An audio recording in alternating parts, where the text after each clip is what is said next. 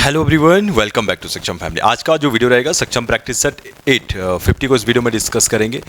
तो यहाँ पे चीज़ें जिसको जो नहीं आई हैं वो चीज़ों को थोड़ा सा देखिएगा, ध्यान दीजिएगा। बाकी चीज़ें बहुत टफ नहीं है, चीज़ें काफ़ी आसान हैं। और पहला क्वेश्चन आप लोगों के था कि भैया आपके पास माइक्रोसॉफ्ट वर्ड में यूज़र द्वारा सेलेक्ट किए गए टेक्स्ट को सेंटर में अलाइन करने के लिए क्या प्रयुक्त किया जाता है। ठीक, अब कोई भी यूज़र होता है, अगर आपको कोई भी टेक्स्ट को सेंटर में लेट्स से अगर उसको अलाइन करने का मतलब ये है कि भैया पहला आपके पास ये है, दूसरा ये है, तीसरा ये है, तो उस टाइम आप क्या करोगे, कैसे करोगे, कौन से शॉर्टकट यूज़ जो कीज़ हैं उन्हें यूज़ करने वाले हो।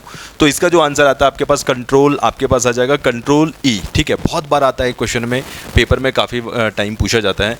लेकिन देखिए ऐसा है कि अगर हम कुछ और क्वेश्चंस आपको देंगे तो ऐसा ना हो कि आप जो मेन या बेसिक हैं कंप्यूटर्स के वो भूल जाओ। तो ये क्वेश्चन आने बहुत ज़रूरी हैं। तो आपके पास कंट्रोल ई सेंटर अलाइनमेंट के लिए होता है पहली बात। ठीक, तो ये तो सिंपल सी बात होगी। उसके अलावा हमारे पास कंट्रोल बी, आपके पास भाई हम किसके बारे में बात कर रहे हैं, देखो वर्ड के बारे में बात कर रहे हैं। अगर हमें बोल्ड करना है किसी भी चीज़ को, बोल्ड करना मतलब जो भी हमारे पास लेटर्स हैं, जो भी आपने लिखा है उसे बोल्ड करना है, ब्लैक करना है उसे। ठीक है, तो हम उसके कंट्रोल बी यूज़ करते हैं। कंट्रोल ए आप सभी को पता होगा यार, अगर अपने को कोई भी लिखी हुई चीज़ है उसको पूरा कंप्लीट सेलेक्ट करना है तो उसके लिए कंट्रोल ए करते हैं। Control D is very important, ये वाला ना बहुत इंपॉर्टेंट है, क्योंकि कंट्रोल डी देखिए अगर आप इस टर्म में बात करते हैं वर्ड के टर्म में, तो ये आपके फॉन्ट के प्रेफरेंस को बताता है कि भैया कैसा फॉन्ट चाहिए। कंट्रोल डी करोगे तो फॉन्ट वगैरह के बारे में बताएगा, तो वर्ड के रिस्पेक्ट में तो आपको ये फॉन्ट बताएगा। देखिए लेकिन ये एग्जाम में नहीं पूछा जाता है।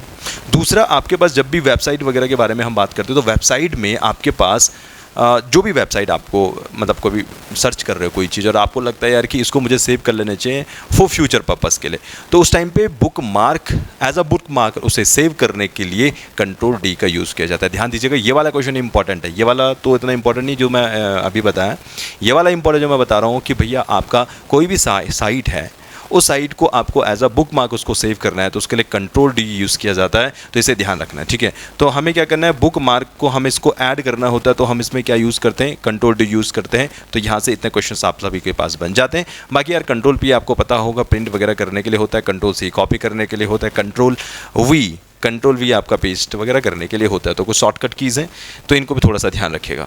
इसके अलावा कंप्यूटर में नेटवर्किंग करना क्या है, देखो भैया कंप्यूटर में नेटवर्किंग करने से क्या मतलब है। तो नेटवर्किंग करना मतलब देखो जब भी आप इंटरनेट की नेटवर्किंग कर रहे हो, कम्युनिकेशन कर रहे हो, आप इंटरनेट यूज़ कर रहे हो, तो उससे बहुत सारी चीज़ें होती है। देखो जैसे यहाँ पे खतरों के अवसर में वृद्धि करता है। सीधी सी बात है, इंटरनेट आप चला रहे हो, नेटवर्किंग कर रहे हो, कम्युनिकेट कर रहे हो, एक जगह से दूसरी जगह डेटा ट्रांसफर कर रहे हो, तो भैया ऑब्वियस सी बात है भैया आपके पास खतरे भी बढ़ेंगे, है ना। डिफरेंट आपके पास वायरसेस भी आपके सिस्टम में आ सकते हैं या फिर हैकिंग वगैरह हो सकती है, कुछ इस टाइप से चीज़ें। कंप्यूटर की उपयोगिता बढ़ाता है, बिल्कुल ऑब्वियस सी बात है यार, कंप्यूटर बढ़ेगा अगर आप इंटरनेट वगैरह चला पा रहे हैं या आप कम्युनिकेट करोगे तो ऑब्वियस सी बात है लोग कंप्यूटर के तरफ ज़्यादा ध्यान देंगे, तो कंप्यूटर के हम यूज़ उसको ज़्यादा करेंगे। सूचना अभिगम की संभावना बढ़ाता है, ऑब्वियस सी बात है यार, जब आपके पास नेटवर्क अच्छा होगा, कंप्यूटर एक कंप्यूटर के साथ जुड़ेगा तो आपके पास जो भी इंफॉर्मेशन है वो एक जगह से दूसरी जगह सेंड की जा सकती है, इसलिए आपके पास ये सभी यहाँ पे इसके आंसर हो जाते हैं। चलिए 88 की तरफ बढ़ेंगे। क्वेश्चन था कंप्यूटर में जहां एसेसरीज जुड़ती है उसे क्या कहा जाता है। देखिए इसमें क्वेश्चन बोला है एसेसरीज जोड़ना, यानी कंप्यूटर में कोई भी आपके पास माउस हो गया, कीबोर्ड हो गया, आपके पास प्रिंटर्स वगैरह हो गया, तो ये जो सारी चीज़ें होती हैं जहां पे जुड़ती हैं तो इसको क्या बोला जाता है, कंप्यूटर का पोर्ट बोला जाता है। ठीक, अब देखिए पोर्ट में हमारे पास कुछ अलग अलग टाइप के होते हैं, सीरियल पोर्ट्स होते हैं, आपके पास पैरेलल पोर्ट्स होते हैं। तो आपके पास जो पैरेलल पोर्ट्स होते हैं वो काफ़ी फास्ट होते हैं as compared to serial port के। तो ये तो एक नॉर्मल वे है, ये एक नॉर्मल फिनोमिना है। बाकी यहाँ पे देखिएगा बस और रिंग, ये आपके पास क्या होते हैं, ये आपके पास दोनों के दोनों नेटवर्क टोपोलॉजी होती है। नेटवर्क टोपोलॉजी भी आपने काफ़ी बार पढ़ी होंगी, तो ये आपके पास दोनों के दोनों क्या है, नेटवर्क टोपोलॉजी होती है। इस रिंग टोपोलॉजी में हम क्या करते हैं कि रिंग की फॉर्म में इस टाइप से जो है कंप्यूटर को एक दूसरे के साथ यहाँ पर अटैच करते हैं इस टाइप से। ठीक है, तो ये इसको इसलिए क्या बोला जाता है, इसको रिंग बोला जाता है, एक को दूसरे के साथ अटैच करना हो। बस में हम क्या करते हैं, एक वायर को यूज़ करते हैं। ठीक है, और इसी के थ्रू सारे के सारे कंप्यूटर हमारे अटैच्ड होते हैं। बाकी जैसे जिप फाइल होती है, जिप फाइल का काम क्या होता है, एक जिप फाइल होती है, एक रार फाइल होती है। जिप का मतलब होता है यार कोई भी आपके पास जो डिफरेंट काइंड ऑफ फाइल्स हैं उन फाइलों को आपको एक ही फोल्डर के अंदर डालना है और उसका साइज़ भी कम हो जाए, तो हम क्या करते हैं, जिप फाइल को यूज़ करते हैं और इसको भेजना भी फिर आसान हो जाता है, क्योंकि अगर साइज़ कम हो गया तो ऑब्वियस सी बात उसे भेज सकते हो। तो ये जो जिप का मतलब है। पोर्ट मैंने आपको बता ही दिया, लेकिन एक पोर्ट दूसरा भी होता है। एक पोर्ट होता है नेटवर्किंग से रिलेटेड पोर्ट, मतलब ये तो आपके पास जो पोर्ट है ये तो हार्डवेयर वाला पोर्ट है। एक पोर्ट जो हम नेटवर्किंग से रिलेटेड बात करते हैं, पोर्ट का मतलब उसमें होता है आपका एक कंप्यूटर हो गया, उस कंप्यूटर को किसी दूसरे कंप्यूटर से आप जोड़ रहे हो। एक दूसरा एंड पॉइंट है, तो उसको हमने बोल दिया पोर्ट। अब जैसे एक कंप्यूटर है, उस कंप्यूटर को हमने दूसरे कंप्यूटर से जोड़ा है, तो उसका जो एंड पॉइंट है तो हमने बोला भैया एक पोर्ट है। बात समझ में आ रही है? अब क्योंकि एक कंप्यूटर आज बहुत सारे कंप्यूटर के साथ अटैच होता है, और उस अटैचमेंट में आप सभी लोग जानते होंगे कि इंटरनेट पे बहुत सारे प्रोटोकॉल्स होते हैं, तो जितने सारे प्रोटोकॉल्स होते हैं उतने ज़्यादा आपके पास पोर्ट्स होते हैं किसी दूसरे तक कोई इन्फॉर्मेशन पहुँचाने के लिए। ठीक है, अब ज़्यादा नहीं जाएंगे उसमें, बस थोड़ा ध्यान रखिएगा। एक आपके पास हार्डवेयर वाला पोर्ट होता है, एक नेटवर्किंग वाला पोर्ट होता है, दोनों में डिफरेंस होता है। ठीक है, चलिए खैर आगे बढ़ते हैं। क्वेश्चन आपके पास था, कंप्यूटर के सभी भाग ठीक ठाक से कार्य कर रहे हैं तथा सिस्टम में सही लगे हुए हैं, यह किस प्रक्रिया द्वारा सुनिश्चित किया जाता है? तो ऐसी जो प्रक्रियाएं होती हैं इनको हम बूटिंग कहते हैं। ठीक है, बूटिंग प्रोसेस होती है। बूटिंग प्रोसेस आपके पास दो टाइप से होती है, एक आपके पास वार्म बूटिंग होती है, एक आपके पास कोल्ड बूटिंग होती है। ठीक, वार्म बूटिंग वो बूटिंग होती है जब आपके पास कंप्यूटर ऑन होता है, और कोल्ड बूटिंग वो होती है जब कंप्यूटर आपका पास ऑफ होता है। बूटिंग प्रोसेस कुछ भी नहीं है यार, बूटिंग प्रोसेस वो प्रोसेस होती है जहाँ पे आपके पास ऑपरेटिंग सिस्टम, रैम, आपके जो कंप्यूटर के कंपोनेंट्स हैं उनको चेक किए जाते हैं यार कि प्रॉपर तरीके से सारी चीज़ें काम कर रही हैं नहीं कर रही हैं। और इसमें दो चीज़ें, एक बायोस काम करता है, एक आपके पास post power on self test. तो ये बेसिकली ये सारी की सारी जो चीज़ें होती हैं ये बूटिंग में आपके इन्वॉल्व होती हैं। बूटिंग में जैसे मैंने कहा वार्म बूटिंग, वार्म बूटिंग में क्या होता है, आपने कंप्यूटर ऑन किया हुआ है, उस कंप्यूटर को आप अगेन रीस्टार्ट कर रहे हो तो उसको वार्म बूटिंग बोला जाता है। और कोल्ड बूटिंग क्या हो गया, कंप्यूटर बंद है पहले से, उसको ऑन कर रहे हो, तो उस समय जो कंप्यूटर की चेकिंग होती है, देखा ना आपने कि कंप्यूटर एकदम से ऑन नहीं होता है, थोड़ा समय लगता है, उसका विंडो खुलेगा तब जाके कंप्यूटर ऑन होता है। तो वो जो प्रोसेस होती है उसी को क्या बोला जाता है, उसको बूटिंग प्रोसेस बोला जाता है। इस चीज़ को थोड़ा ध्यान रखना। बाकी एडिटिंग हो गया, प्रोसेसिंग, तो आपके पास जो ALU होता, अर्थमेटिक लॉजिक यूनिट, वो प्रोसेस करने का काम करता है। इसी टाइप से आपके पास एडिटिंग तो किसी भी टर्म में आ सकता है, और इस टाइप से जो है आपके पास बूटिंग जो है इसका आंसर हो जाता है। चलिए क्वेश्चन है, वेब क्रॉलर को इस रूप में भी जाना जाता है। वेब क्रॉलर को क्या बोला जाता है, एक वेब स्पाइडर भी बोला जाता है, इस चीज़ को ध्यान रखना। ठीक है, वेब स्पाइडर। अब देखिए स्पाइडर क्या होता है, स्पाइडर होता है आपके पास मकड़ी। ठीक, अब स्पाइडर क्या काम करते हैं, एक जाले बनाता है वो, मकड़ी के जो जाले होते हैं ना वैसे तो बनाता है, वेब स्पाइडर क्या करता है, वही करता है। तो देखो समझना यह है कि वेब स्पाइडर क्या काम करता है, वेब स्पाइडर आपको एक ऑप्टिमाइजेशन देता है। इसका मतलब वेब स्पाइडर आपका काम होगा, जो चीज़ आप इंटरनेट पर सर्च कर रहे हैं उसको सर्च करने में हेल्प करता है। आप इसको ऐसे भी समझ सकते हैं, माना आपने इंटरनेट पर आपने ढूंढा किसी का भी नाम, मान लो आपने इंडिया ताजमहल को ढूंढा, तो वो ताजमहल पहले से कहीं ना कहीं सेव है। ठीक है, किसी ना किसी डेटाबेस में वो सेव है, तो उसको सर्च करने का काम जो है आपके पास वेब स्पाइडर या इसको वेब क्रॉलर बोला जाता है। तो आपके पास बहुत सारे सर्च इंजन है, बहुत सारे सर्च इंजन है, तो मतलब आप डिफरेंट सर्च इंजन में डिफरेंट सारी चीज़ें ढूंढ सकते हैं, और वो सारी चीज़ें जितनी आप ढूंढ रहे हैं वो कहीं ना कहीं सेव है, सीधी सी बात है। और जो जहाँ पे भी सेव होती है वो वहाँ पे क्या है, कहीं ना कहीं से तो आपके सिस्टम पे आएंगे वो उठ के, तो वो कैसे आती हैं, इसी की हेल्प से आती हैं वो। तो इसी को जो वेब क्रॉलर है, इसी को वेब स्पाइडर बोला जाता है। तो उसको फैला हुआ है मतलब, तो उसको बेहतर तरीके से वो चीज़ें सर्च कर पाएँ, तो इसी को बोला जाता है वेब क्रॉलर। तो बाकी इसमें ज़्यादा कुछ जाने की ज़रूरत है नहीं। सर्च ऑप्टिमाइजेशन, ये सर्च नहीं होता है, सर्च इंजन ऑप्टिमाइज़र होता है। मतलब जिसमें आपके पास जो सर्च इंजन होता है, जिसमें जो चीज़ें आप ढूंढ रहे हैं वो कितने अच्छे से आपके पास आ पा रही है, कितने अच्छे से जो है आपका रिजल्ट दे पा रहे हैं। अगर आपने ताजमहल ढूंढा, क्या ताजमहल ही मिल रहा है या कुछ और चीज़ें मिल रही हैं, समझ में आ रही बात। तो जो चीज़ आप सर्च कर रहे हो ना उससे रिलेटेड आपको जो डेटा है वो मिलना चाहिए, इन्फॉर्मेशन मिलनी चाहिए। तो यही होता है आपके पास वेब स्पाइडर। आगे बढ़ेंगे 91 क्वेश्चन। अब 5 मित्र हैं, एक पंक्ति में बैठे हुए हैं, तो इनको कुछ ऐसा बना लेते हैं। ठीक है, फटाफट से कर लेते हैं, क्वेश्चन को ज़्यादा नहीं है। ये है हमारे पास 5 मित्र बनाए लेंगे। मनोज बाईं ओर है तेजेंद्र के, तो यहाँ पे मैं बना देता हूँ भाई, यहाँ पे हो गया आपके पास मनोज, ये भाई मनोज है, और मनोज क्या बोल रहा है, ये मनोज बाईं ओर है किसके, तेजेंद्र के। तो यहाँ पे मैं बना देता हूँ तेजेंद्र, क्योंकि तेजेंद्र यहाँ होगा तो बाईं तरफ आपके पास कौन हो गया, मनोज हो गया, पहली बात। ठीक, और दाईं ओर है पवन के, कौन, मनोज बाईं ओर है बोला तेजेंद्र के, और दाईं ओर है पवन के, तो भाई मतलब यहाँ पे आपके पास कौन हो जाएगा, ये आपके पास पवन यहाँ पे हो जाएगा, सीधी सी बात है। उसके बाद इसने क्या बोला, सुमन बैठी है दाईं ओर मनु के किंतु बाईं ओर पवन के, यानी पवन का बायां कौन सा हो गया, ये हो गया, और पवन के बाईं ओर कौन बैठा हुआ है, सुमन के बारे में बात हो रही है। तो ये सुमन यहाँ पे है, सुमन बैठी है बाईं ओर पवन के, लेकिन बाईं ओर पवन के, लेकिन बैठी है दाईं ओर मनु के। तो मनु का दायां कौन सा हो गया, ठीक है, मनु का दायां ये हो गया, बायां ये हो गया। इसने बोला था बीच में कौन बैठा है, तो बीच में ये वाला आदमी बैठा हुआ है, 2 इसके इस तरफ हो गए, 2 इसके इस तरफ हो गए। ठीक, तो पवन आपके पास ये आंसर आ जाएगा। चलिए आगे बढ़ेंगे, क्वेश्चन नंबर 92 की तरफ बढ़ते हैं। ठीक, अब यहाँ पे आपको क्या करना था, ये वाली नंबर फाइंड आउट करना था कि इसमें नंबर कौन सा आता है। तो देखिए इसी में सारी चीज़ें आपको बनानी होती हैं, लॉजिक आपको सर्च करना होता है, नंबर के कोई बहुत ज़्यादा ट्रिक्स नहीं है, वो सारा प्रैक्टिस के ऊपर डिपेंड करता है। तो इसमें देखिएगा, ध्यान देना, यहाँ पे अगर आप थोड़ा सा ध्यान देते, देखिए यार हमारे पास बीच का जो नंबर है वो बड़ा है, बाकी के 2 नंबर छोटे हैं, तो हमने सिंपली यहाँ पे क्या किया, इस 3 की मल्टीप्लाई करी इस 4 के साथ, तो 4 3 होता है 12 और उसमें आपने 3 को ऐड कर दिया तो आपको मिला बीच का नंबर 15। सिंपल है। कैसे किया, हमने ऐसे किया भाई, 3 × 4 किया यहाँ पे और +3 किया तो आपको कितना मिला यहाँ पे 15। बहुत सिंपल है। सेम एज हमने यहाँ पे कुछ ऐसे किया, 7 × 5 +3 और आपको कितना मिला यहाँ पे 38। ठीक, और सेम एज यहाँ पे भी हम ऐसे कुछ करेंगे, 5 × 3 करेंगे और प्लस यहाँ पे कितना करेंगे, यहाँ पे हम हमें कितना पड़ा 5 × 3 और यहाँ पे भी 3 ऐड करना पड़ेगा ना, सिंपल सी बात है। और हमें कितना मिलेगा यहाँ पे 18 मिलेगा, तो आपको यहाँ पे कितना मिलेगा 18 मिलेगा, तो 20 का आंसर हो जाता है। ठीक, तो उम्मीद करता हूँ आपको ये बात समझ में आएगी। दोनों साइड के जो आपके साइड बाई साइड उनको मल्टीप्लाई करेंगे और प्लस वहाँ पे 3 कर देंगे, दैट्स इट। चलिए क्वेश्चन नंबर 93 की तरफ बढ़ेंगे।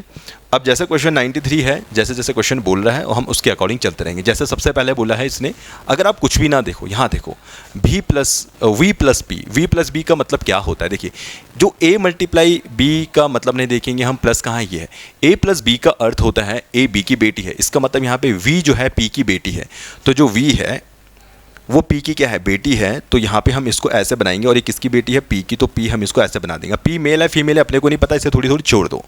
फिर इसने क्या करना है, हमें p × r की तरफ चलिए। तो जैसे a × b का मतलब क्या था, a b का पति है, इसका मतलब यहाँ पे क्या होगा, जो p है वो r का पति होगा, तो जो p है वो r का क्या होगा, पति होगा। यानी यहाँ पे r क्या होगी, यहाँ पे यह हस्बैंड वाइफ का रिलेशन, r पत्नी है, ए जो है बी का पति है, तो मतलब ये पी क्या होगा, एक मेल रहा होगा कुछ ऐसे। ठीक, उसके बाद आर प्लस क्यू की तरफ बढ़ेंगे। इसने क्या बोला, ए प्लस बी, ए बी की बेटी है, तो यहाँ पे जो आर है वो क्यू की बेटी है, तो आर किसकी बेटी होगी, यहाँ पे क्यू की बेटी होगी, तो क्यू हम इसको ऐसे बना लेंगे। ठीक, उसके बाद थोड़ा सा इसको यहाँ बना लेते हैं। कैसे बन रहा है कनेक्शन, यहाँ पे वी आ गया, इसके ऊपर पी आ जाएगा, फिर यहाँ पे इसका हस्बैंड वाइफ का रिलेशन बन गया, यहाँ पे आर, और यहाँ पे आपके पास आ गया क्यू, कुछ इस टाइप से। ठीक है, अब इसको थोड़ा सा रफ कर देते हैं, अब यहाँ समझते हैं।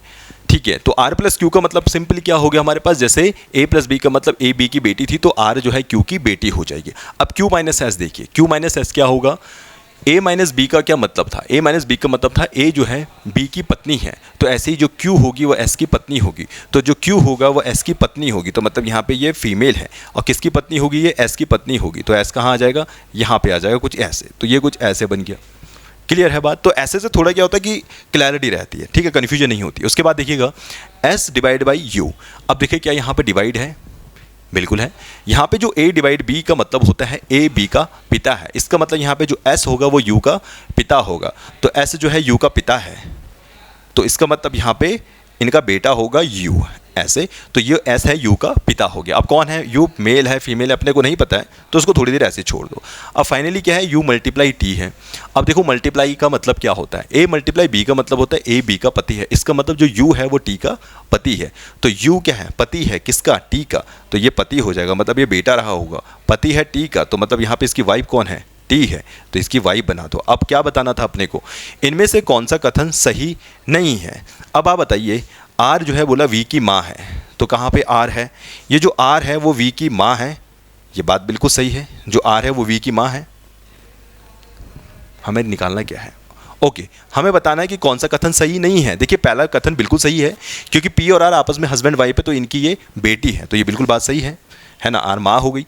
u r का भाई है, देखिए जो u है वो r का भाई है, तो क्या ऐसा हो सकता है, बिल्कुल हो सकता है। देखिएगा जो q और s हैं वो हस्बैंड वाइफ हैं और इनका एक बेटा u है और एक बेटी r है, तो ये बात बिल्कुल सही है, भाई है। और s जो है v का दादा है, जो s है ये s है, क्या ये v के दादा हैं, जी नहीं, ये तो नाना होंगे ना, क्योंकि देखिए ना जो s और q है इनकी बेटी है r और इनका बच्चा हो गया v, ठीक है, इनकी बेटी है v, तो ये नाना होगा, दादा नहीं होगा, इसलिए आपके पास यहाँ पे क्वेश्चन ये वाला बनेगा। q r की माँ है, देखिएगा q कहाँ पे है, जो q है वो r की माँ है, हाँ बिल्कुल ये बात भी सही है, तो ऑप्शन नंबर सी आपके पास जो है यहाँ पे करेक्ट आंसर हो जाता है। चलिए 94 की तरफ बढ़ेंगे। अच्छा, ये जो क्वेश्चन था ये तो शायद आपका लास्ट पेपर में भी आया था, इसमें कुछ भी नहीं था, इसमें बहुत आसान था कि आपको ये देखना था। देखिए आपके पास पहले ये ट्रायंगल ऐसा था, उसके बाद ये थोड़ा यहाँ पे शिफ्ट हो गया ऊपर, शेप और साइज इसका सेम है। उसके बाद ये आपका राइटवर्ड शिफ्ट हो गया, इसका मतलब अब ये नीचे शिफ्ट होगा। और आप ध्यान दीजिएगा ये वाला, यहाँ पे आपके पास ये सेम ऐसे ही आ रहा। बाकी देखो यहाँ पे चेंज हो गया तो ये नहीं आ सकता, ये नहीं आ सकता, यहाँ पे भी चेंज हो गया तो ये नहीं आ सकता। तो जिस साइड इसका जो फेस है ना, मतलब जो वर्टेक्स है उसका उसी साइड जो है इससे रहने वाला, तो ये इसी तरफ रहेगा। 95 की तरफ बढ़ेंगे। अब इस क्वेश्चन में क्या था, शायद आपको नहीं दिख रहा होगा, इसमें थोड़ा सा मैं बना देता हूँ। देखिए यहाँ पे होगा 3 है, यहाँ पे 6 है, यहाँ पे 4 है, यहाँ पे आपके पास 5 है, यहाँ पे 3 है, यहाँ पे 4, यहाँ पे 5, यहाँ पे 4 है, अगेन यहाँ पे आपके पास 1, 6, 1 एंड 4। अब क्वेश्चन क्या बोल रहा था, क्वेश्चन बोल रहा था कि आपको बताना है कि पासे के ऊपर की संख्या 2 है। यदि पासे के ऊपर की संख्या 2 है तो पासे के निचली संख्या का पता करना है कि पासे के नीचे कौन सा नंबर आएगा। देखिए जब भी ऐसे क्वेश्चन आते हैं तो सबसे पहले आपको ये देखना होता है कि यार मेरे पास ऐसा कौन सा नंबर है जो सबसे ज़्यादा दिख रहा है पासे में। देखो यहाँ पे भी ना 4 सबसे ज़्यादा दिख रहा है, तो इसका मतलब क्या मैं कुछ ऐसे लिख दूँ, अगर मैं कुछ ऐसे लिख दूँ कि 4, ठीक। अब मुझे बताओ 4 के पीछे कौन सा नंबर नहीं आएगा। देखो अगर मेरे साथ 4 के साथ मुझे 6 और 3 दिख रहे हैं तो इसका मतलब 6 और 3 तो 4 के पीछे कभी नहीं हो सकता क्योंकि उसके साथ दिख रहे हो। तो आप इसको ऐसे लिख ली ना, या 4 के पीछे आपके पास 3 नहीं आ सकता, आपके पास 6 नहीं आ सकता। 4 के पीछे क्या 5 आ सकता, नहीं, 5 और 3 दिख रहे हैं तो भैया 3 तो मैं लिख चुका हूँ, तो मतलब इसके पीछे 5 भी नहीं आ सकता। अब देखो क्या 4 के पीछे 1 आ सकता, नहीं आ सकता क्योंकि मुझे दिख रहा है, तो 4 के पीछे 1 नहीं आ सकता। अब 4 के पीछे 1 और 6, तो 1 और 6 मैं ऑलरेडी लिख चुका हूँ, तो इसका मतलब ये 4 तो नहीं आ सकते 4 के पीछे क्योंकि ये अपने को दिख रहे हैं। इसका मतलब एक ही ऐसा नंबर है जो हमें नहीं दिख रहा है, वो कौन सा है, ये 2 है। ये 2 नहीं आया तो इसका मतलब 4 के पीछे क्या आ जाएगा आपके पास, ये 2 आ जाएगा। तो मुझे यही तो बताना था 2 के पीछे क्या आएगा, इसका मतलब ये आपके पास 4, ठीक है ना, 4 जो है इसका आंसर आ जाएगा। चलिए क्वेश्चन नंबर 96 की तरफ बढ़ते हैं। अब देखिए जैसे क्वेश्चन है इसमें आपको मिसिंग टर्म निकालनी है, तो देखिए नंबर आपके पास बहुत ज़्यादा बड़े नहीं है, लगभग बराबर है। अब देखिए यहाँ पे अगर मैं इसका डिफरेंस फाइंड आउट करूँ, यहाँ पे डिफरेंस में देखना इनका आपके पास आएगा 4, यहाँ पे डिफरेंस देखोगे इन दोनों के बीच में तो कितना आएगा 9, और यहाँ पे डिफरेंस आपके पास कितना आएगा 70 और 16 डिफरेंस आ जाएगा। इसका मतलब क्या आपको ये नज़र नहीं आ रहा है ये 2 का स्क्वायर है, क्या आपको ये नज़र नहीं आ रहा है जो 9 है वो 3 का स्क्वायर है, और आपको ये भी नज़र आ रहा होगा भाई ये आपके पास 4 का स्क्वायर है। इसका मतलब यहाँ पे जो भी नंबर आएगा वो कितना होना चाहिए, 5 का स्क्वायर होना चाहिए, यानी यहाँ पे कितना आ जाएगा आपके पास 25 आएगा। और आपको क्या करना पड़ेगा 165 को 25 इसमें ऐड करना पड़ेगा, तो इसमें ऐड कर लीजिए, आपके पास कौन सा आ रहा है 9 + 5 आपके पास 14 हो जाएगा, 6 + 2 8 9 और आपको मिलेगा 1। क्या 194 यहाँ पे आंसर है, जी नहीं 194 इसमें आंसर नहीं है। हाँ ठीक है ना, मैं इसको ऐड क्यों कर रहा हूँ, ठीक तो है। अब देखिए यहाँ पे कुछ आपको ये नहीं मिलेगा, आपको कम मिलना चाहिए ना यार, यहाँ पे आपके पास कितना आएगा, ये 144 आएगा, ठीक। तो क्योंकि आप जब इतना लिखोगे तभी तो आपके पास 25 आएगा, बात समझ में आ रही है। तो यहाँ पे आपको क्या करना पड़ेगा, इसको आपको माइनस करना था, मैंने तो उसे ऐड कर दिया ना, इसको माइनस करना चाहिए था, ये सारे माइनस से तो किए। 185 से 16 माइनस करोगे तो 169, 169 से 25 माइनस करोगे तो 144, तो आपके पास जो है 144 इसका आंसर मिल जाता है, ठीक। उम्मीद करता हूँ बात समझ में आई होगी। चलिए आगे बढ़ेंगे। क्वेश्चन नंबर 97 शायद इसमें आपको थोड़ी बहुत परेशानी हुई होगी, आपको यही चीज़ चेक करनी होती है यार कि हमें लॉजिक क्या ढूंढना है। अगर आप यहाँ पे एक लॉजिक देखते तो एक 6 ऐसा नंबर है, 6 ऐसा नंबर है जो इसको काट रहा है, कितने टाइम देखो 6 4 जा 24, क्या ये कटेगा 6 8 जा 48 और ये भी कटेगा 6 5 जा 30। उसके बाद यहाँ ध्यान दीजिएगा ये किससे कटेगा 9 से, 9 एक ऐसा नंबर है जो इसे काट रहा है, 9 8 जा 72, 9 4 जा 4 टाइम्स नहीं 9 5 जा 45 एंड 9 6 जा 9 4 जाएगा 36, ठीक। और सेम हमें भी क्या करना पड़ेगा, एक ऐसा नंबर ढूंढना पड़ेगा यार जो 60 और 48 को काटे। अब देखो मान लो मैंने 9 तो ले लिया यहाँ पे, अब मुझे यहाँ पे कुछ चीज़ें ऐसी देखनी पड़ेंगी, जैसे मैंने ले लिया 12 से मैंने सबसे पहले 60 को यहाँ पे क्या किया 12 5 जा 60, 12 4 जा 48। अब क्या ऐसा कोई नंबर है जो 12 से यहाँ डिवाइड होता है, देखो 40 डिवाइड नहीं होगा, 46 डिवाइड नहीं होगा, 75 डिवाइड नहीं होगा, तो यहाँ पे कौन सा नंबर डिवाइड हो रहा है 96। तो यहाँ पे आप क्या कर सकते हैं 96 जो है आप यहाँ पे आंसर लिख सकते हैं, ठीक है। अब हालांकि इसका कुछ और तरीका भी हो सकता है, तो आप इस दूसरे तरीके को भी देख लेना। देखिए मैंने क्या किया, पहले 6 से किया, फिर 9 से किया, 12 से किया, कुछ इस टाइप से मैंने इसको सीरीज़ को चलाया। तो हो सकता है आपका कुछ और मेथड से भी आ रहा हो, तो आप उसको चेक कर लीजिएगा एक बार, लेकिन वैसे सही भी है। क्या सही है मालूम, देखिए यहाँ पे 8 आ जाएगा ना, ये 8 टाइम्स यहाँ पे कट रहा है ये। तो देखो यहाँ पे भी 5 था, 5 टाइम्स कटा, यहाँ पे भी एक 5 टाइम्स कटा, एक 4 टाइम्स कटा, यहाँ पे 4 टाइम्स डिवाइड हुआ, यहाँ पे 8 टाइम्स डिवाइड हुआ, यहाँ पे भी 8 टाइम्स डिवाइड हुआ। और यहाँ पे अगर आप इस साइड आओगे तो यहाँ पे भी आपके पास 5 4 8, मतलब ये 3 जो आपके पास नंबर है, इन तीनों नंबरों से जो है आप इसे डिवाइड कर सकते थे, तो आपके पास ये आंसर आ जाता। तो 97 इस टाइप से होता। चलिए 98 की तरफ बढ़ेंगे। 98 क्वेश्चन क्या बोल रहा है, जैसे क्वेश्चन बोल रहा है वैसे चलाएंगे। 7 व्यक्तियों के एक परिवार में वैज्ञानिक का विवाह अध्यापिका से हुआ। अब एक वैज्ञानिक बना लो यहाँ पे, भाई वैज्ञानिक मैंने कुछ बना लिया ऐसे, ठीक है, ये वैज्ञानिक है और इस वैज्ञानिक का जो विवाह है वो किससे हुआ, अध्यापिका से हुआ। तो ये वैज्ञानिक है भाई, इस वैज्ञानिका का जो विवाह है वो एक अध्यापिका से हुआ, तो हमने इसको अध्यापिका बना लिया भाई। अब उसके बाद क्वेश्चन क्या बोले, देखो जैसे क्वेश्चन बोलता रह रहा है ना, तो उसके अकॉर्डिंग चलते रहिए।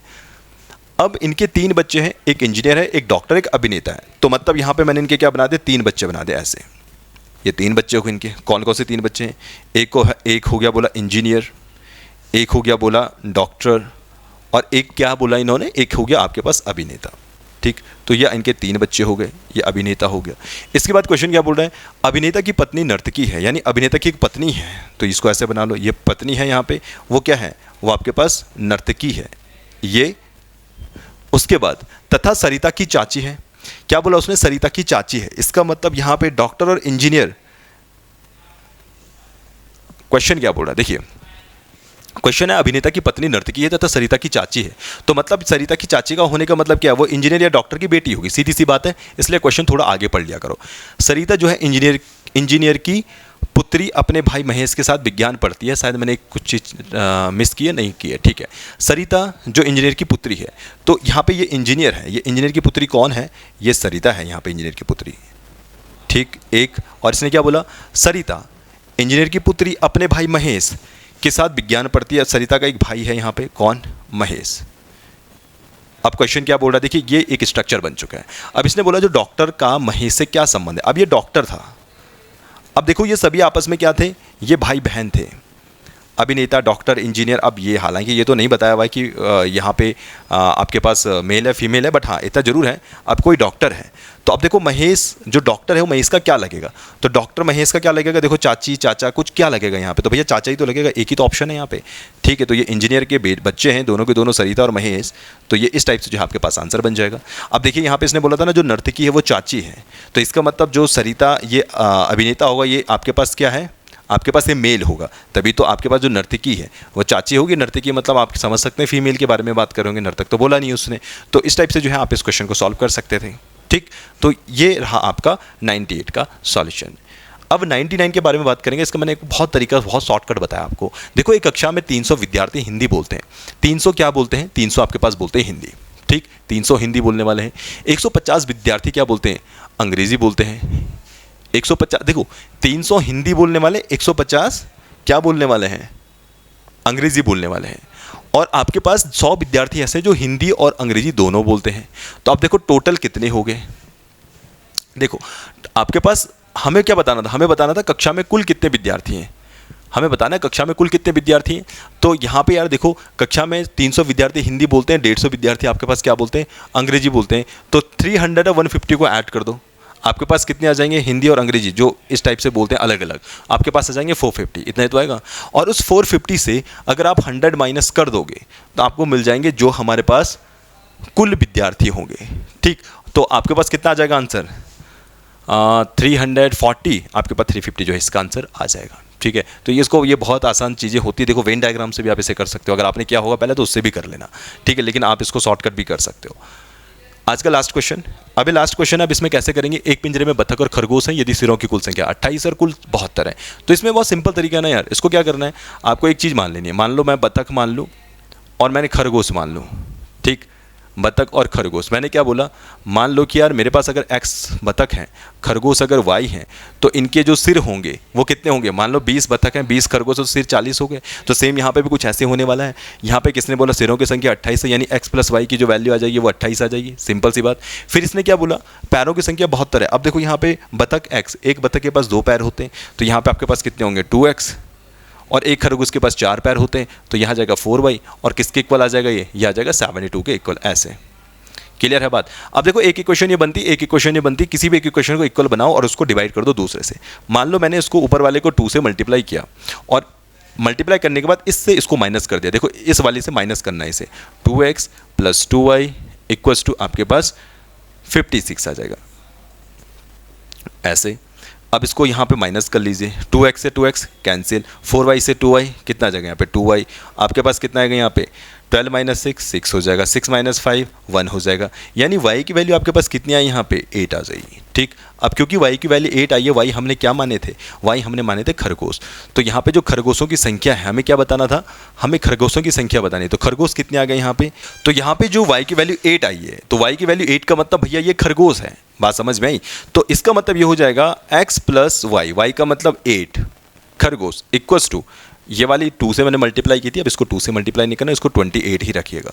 तो x की वैल्यू कितनी आ जाएगी 28 - 8 और आप सभी लोग जानते हैं इसकी जो वैल्यू आएगी 20। यानी 20 तो भैया उसमें कौन थे, बतख थे, और 8 उसमें कौन थे, खरगोश थे। तो बतख और खरगोश बताने थे ना, तो बतख आपके पास 20 हो गई, तो 20 और 8 ये जो है इसका आंसर हो जाता है। ठीक है, तो ये कुछ बेसिक तरीके होते हैं इनको क्वेश्चंस को सॉल्व करने का। बाकी मैंने ट्रिक से भी करवा रखा है, जो मेथड आपको सही लगते हैं कुछ नई तरीके से कराने की कोशिश करता हूँ। बेसिक हमेशा पकड़ के चलोगे तो बेसिक से कभी क्वेश्चन गलत नहीं होता है। तो आज के इस वीडियो में इतना ही, मिलेंगे हम एक और नई सॉल्यूशन वीडियो के